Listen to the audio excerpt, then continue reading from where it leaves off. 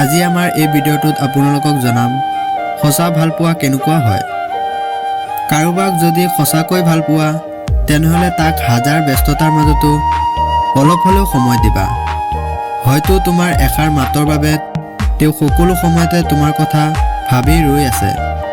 সময়খিনি তাকেই দিয়া যিয়ে তোমাৰ সময়ৰ মূল্য বুজে, আৰু সম্পৰ্ক তাৰ লগতে ৰখা যিয়ে তোমাৰ গুৰুত্ব বুজে। ভাল পাব নোৱাৰিলে অভিনয় নকৰিবা। মনত ৰাখিবা, কাৰোবাৰ চকু পানী তোমাৰ জীৱনত অভিশাপ হৈ আহিব পাৰে। তুমি মাথো তেওঁৰ হাততহে ধৰা, যিয়ে পৰিস্থিতি যেনেকুৱাই নহওক কিয় তোমাৰ হাতখন কেতিয়াও এৰি নিদিয়ে।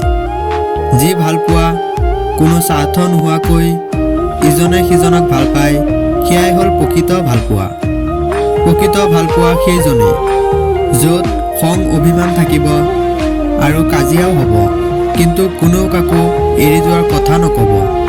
জীৱনৰ সংগী ধুনীয়া অথবা চকুত লগাকৈ সুন্দৰ নহ'লেও হয়, সুখী হ'বলৈ তেওঁ সঁচা আৰু সৰল মনৰ হ'লেই যথেষ্ট। জীৱনৰ বাট যিমানেই কঠিন নহওক কিয়, যদি সেই বাটত তোমাৰ প্ৰিয়জনৰ সাহৰী থাকে তেনেহ'লে জীৱনৰ সেই যাত্ৰা সহজ হৈ পৰিব। তোমাৰ জীৱনলৈ বহুত মানুহ আহিব আৰু বহুত মানুহে তোমাক দুখ কষ্ট দিব, কিন্তু এটা কথা সদায় মনত ৰাখিবা যে তোমাৰ বাবে যোগ্যজন সদায় তোমাৰ জীৱনত থাকিব।